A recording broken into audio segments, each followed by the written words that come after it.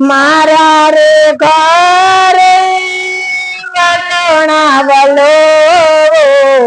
તેના હું માખણ ખવડાવીશ રે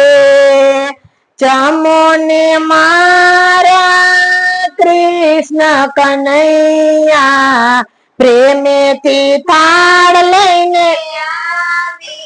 છું મારા તે ઘરે